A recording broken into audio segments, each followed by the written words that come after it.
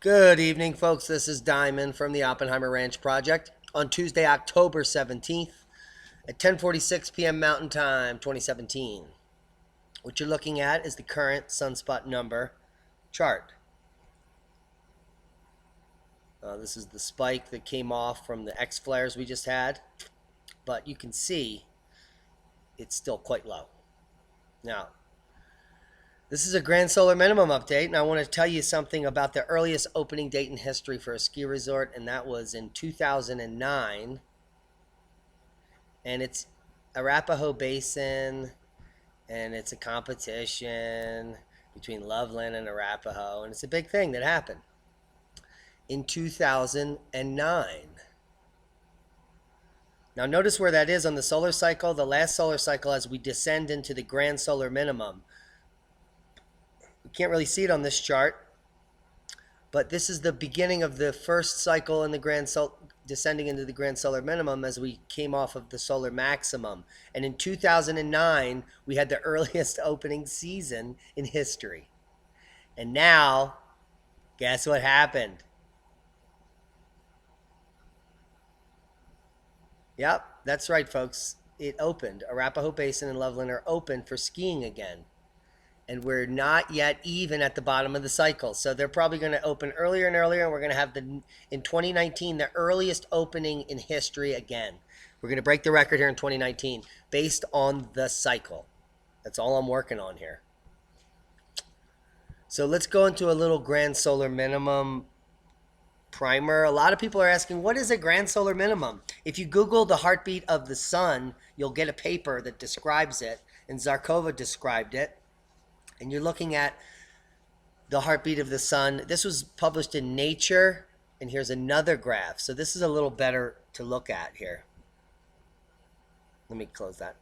So this is the heartbeat of the sun, and this is the amplitude of the output of the sun based on the 11-year solar cycle, which is these short up and downs, and their amplitude is controlled from some external galactic force. It's from external galactic energy that is powering our sun. It has a heartbeat. Wow, wow, wow, wow, wow, wow, wow. And this heartbeat goes in and out of phase. You see how here there's some two cycles hitting each other?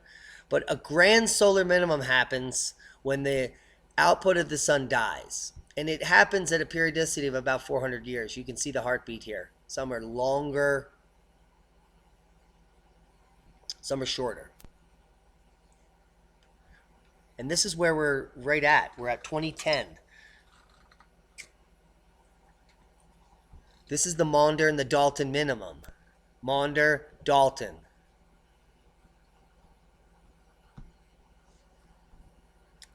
So we're descending into unprecedented territory. Here's the Maunder and the Dalton. Look at where we're going, folks. This is the cycle we're coming off of. This is unprecedented. So if we're having the earliest ski season opening in 2009 in the solar cycle, way before we get into the grand minimum, we still have, this is 24, we still have 25 and 26, and as we drop off the cliff, it's coming. And this is the reason why, because we're descending right into this nook here and cranny of shutting down of the sun. The sun is shutting down just like it did in the Maunder minimum.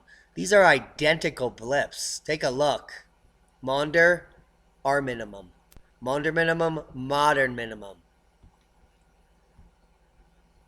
There we're going, right there. Solar cycle 26 will be the end of the modern maximum, and we will be in a grand solar minimum. Folks, that's in 12 years. Here's the snow forecast. Look at the amount of snow in October. Mid-October is forecast 3 feet of snow up here. And that goes all the way down here into Oregon. That's why these ski resorts are open. This is the snow forecast for the upcoming weekend. There's another 8 to 10 inches all over the place, all the way down here to New Mexico.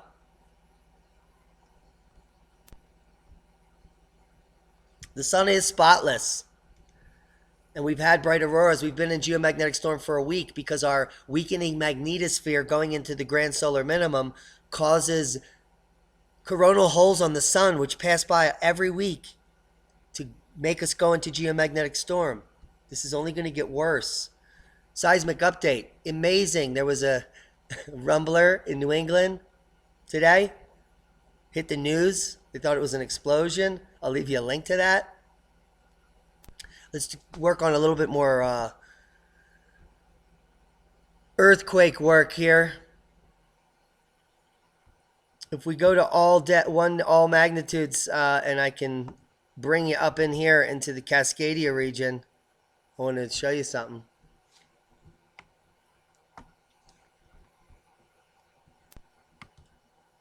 Let's go to 7-day and satellite.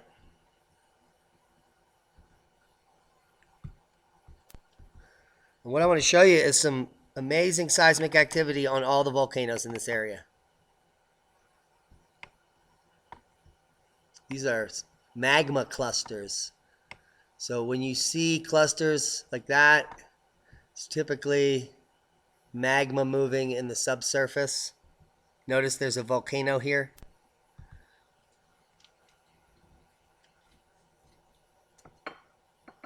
This is indicative of the movement of magma. And it just so happens to be right next to this volcano. We got a lot of magma moving here at St. Helens. This is typical light activity. But I want you to look up at Mount Rainier here. Now this thing has been steaming forever. I've climbed this. And there's steam coming up off of these vents. But there's clear lateral magma movement here. And there is tons of seismic activity at the rim. It's just a heads up. The Cascadia is not sleeping. So we're just waiting on that. Here's Mount Hood. Seismic activity. Let's move on to volcanoes. Mount Agung. I want to show you the graph on Mount Agung. People have told me it's fine. They live there. This is the seismic chart at Mount Agung, peaking in September 21st with over 1,100 quakes, with another peak out here in October. But I want to show you the last few days at Agung. This is a very violent volcano, worse than St. Helens when it goes off. It's going to kill people. This is the current seismic chart. Okay? It is October 17th, which is right here. And look at this. It's the most active it's been. It's a heads up on Agung. This is going uphill. So we're going to watch it. See if this keeps going up. This is a low day here today, but yesterday. Whew. So this baby's hot. Also, La Palma is still under alert. All right, the seismic activity kind of waned off by 3 days ago, but it's still on restless. 2 out of 5. This is the giant tsunami hazard volcano, and we're keeping an eye on it. There were some rumbles on the 14th, and it's a big heads up. So we are headed into the grand solar minimum, folks. I hope that little primer on the heartbeat of the sun helped you understand what a grand solar minimum is. It's when the sun shuts down. And we're about to shut down right here, just like the Maunder minimum. These are identical blips. So heads up on that. And Cascadia is rumbling. Guys, if you haven't subscribed to our channel, do so now. Share this video with like-minded people. Hope you had a wonderful day. Be safe, everyone.